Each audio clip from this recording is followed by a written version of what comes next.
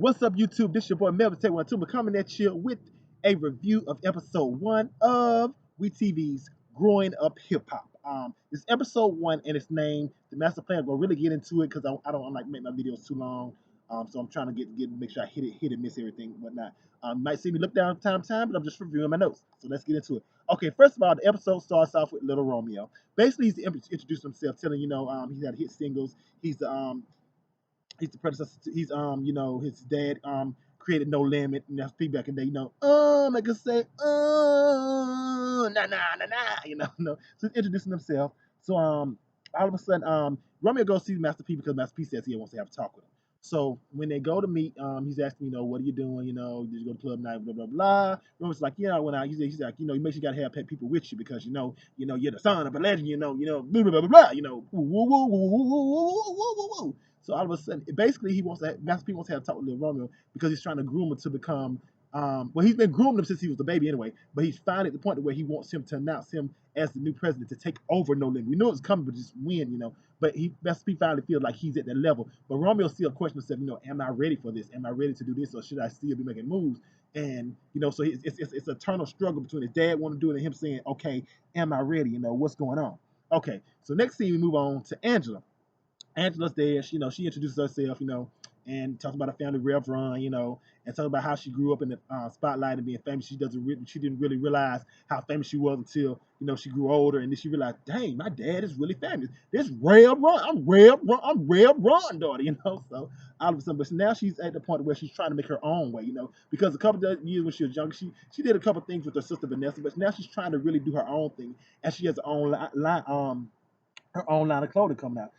But she's kind of wondering, Ree and Romeo are friends, but does Romeo have a little thing for me? What's going on? So that's the way, they kind of, he's done this, he have a little thing for me. So, that's in the back of her mind. Next we go up to Christina DeBarge. She's of the DeBarge family. And people, I'm so sick and tired of saying, oh, okay, DeBarge is not hip hop. DeBarge is hip hop. It's growing up hip hop. Why DeBarge? Okay, first of all, DeBarges contributed a lot to music. Yes, they were mostly R&B, but they were also sampled by a whole bunch of hip hop artists. Look up history, and they also did one of them did an album with DJ Quick, which is a great hip hop. Says, look up history, learn your history before you just say they want hip hop. Okay, bam. And somebody must have wanted them to show so they were so because they put them on there. Bam, bam, bam. Anyways, back to my review. Christina DeBarge, she's talking about her family, DeBarges, and she's in the studio promoting her new single.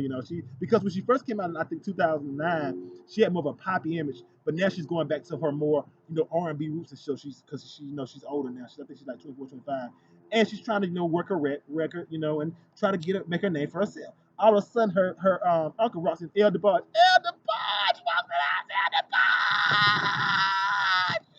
So he got to surprise her. So she plays the record for El DeBarge. He's like, oh yeah, I like this. And then she has a talk because she tells him she wants to go see her dad. And for those of you who don't know, that the DeBarges have had a history with addiction, drug addiction, and prison time and all that. And her uncle is basically, I had to catch something right quick since that was coming for her. So her uncle's been telling her, no, I don't. He didn't tell me say this, but I don't think he would want you to see him there. And she agrees. What? Maybe I might not get to see him. So we move on. So Angela gets a package. She go back home. Angela gets a package in the mail, and the package is a dirty teddy bear, and it's someone saying, I'm in town. I would have a date with you. It's XOXOX. So they don't know what's going on. So basically, we find out this. She's got some kind of stalker or something going on. It's stalker or something. Um, so then we move on. Romeo with his friend. What was her name? I'm trying to remember. This is the bad journalist in me. Let's call her the blonde bombshell. So they're talking. He's saying Romeo's saying how she made him a stronger person, and they took a picture on Instagram and put it on Instagram. And instantly, they get a lot of hate mail because Romeo's African American, she's white, a lot of hate, racism. And I will say this: to me, love has no limit, genders, ethnicities. Love is love. Just love who you love. It's 2016. Come on, you people. God dang it. But people are gonna hate, and you have to. And like Roman said, whatever girl he's with has to be strong enough to be able to deal with it. So they kiss, and then we move on to the next scene. The next thing is Angela and her assist. They're making some last minute changes onto some stuff, and Romeo arrives in New York, and everybody, hey Romeo, hey, what you doing? All of a sudden, and he tells her, I brought such with my girlfriend. Oh, and Angela's like, oh, well, where's she at? She's back in the hotel, and he's like, yeah, I want you to meet her because I want her to be just like you. And then what? Stop the music. Angela's like, you want me to be just like her? That's what Romeo really gave himself away, that he really does like Angela, because why would you want your girlfriend to be just like Angela? You want your girlfriend to be just like who you dated, because that's the person you love and the person you're with. So that really lets stuff go.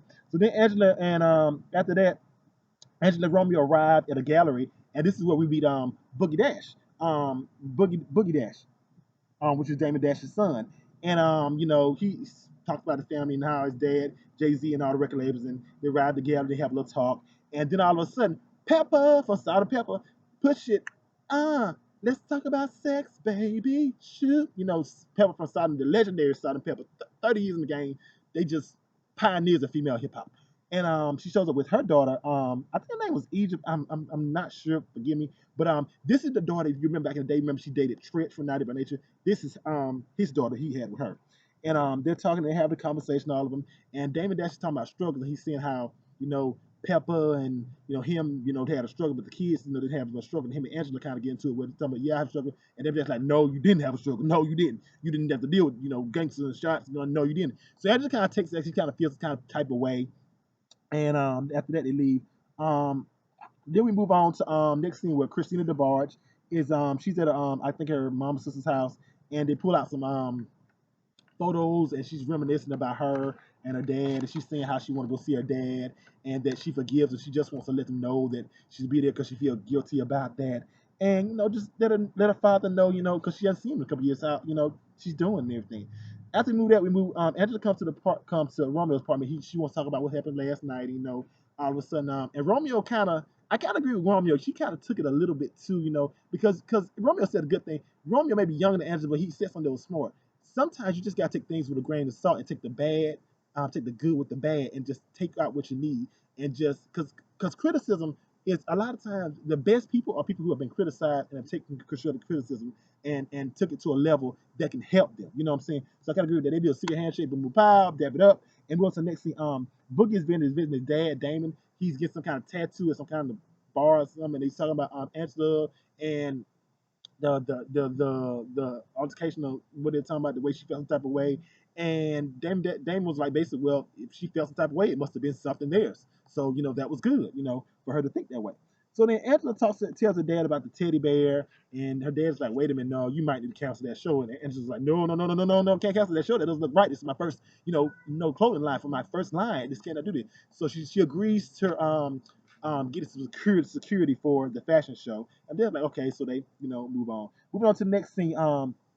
TJ, I think his name, I forgot his last name, but he's actually, we get introduced to him. He's Jam Master Jay's son. Rest in peace, Jam Master Jay, who was just pioneering DJing. He talks about how him getting a DJ and how he wants to leave a legacy, and him and Romeo talking about. And he asked Romeo what's up with Angela, and he's like, yeah, Angela's just a workaholic, she ain't got time for no man. And Romeo basically says, we got to hook Angela up because we want her to be the 40-year-old virgin. 40-year-old virgin, good movie, you ain't seen it by the way.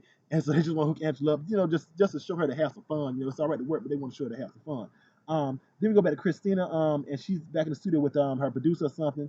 No. Correct.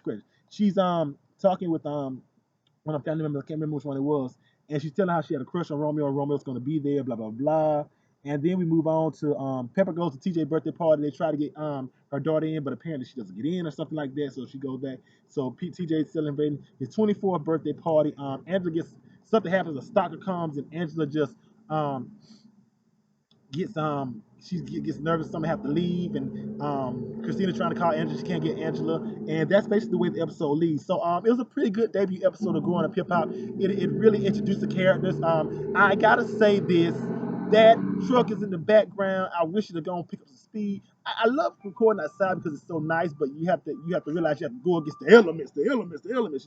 But I will say this: one thing I do love about what WeTV did with the Growing Up Hip Hop, every person on there pretty much connects to another person. So it's not like a lot of new stuff bringing into it, and we really get to see a history and a legacy. So I'm interested in seeing more about the series. It comes on Thursday nights on WeTV. So check it out, Growing Up Hip Hop. The first episode, the Master Plan. It was a great episode. Make sure you share this video on all your social media platforms. Like and subscribe to my YouTube channel. Follow me on Twitter, Instagram, and all that.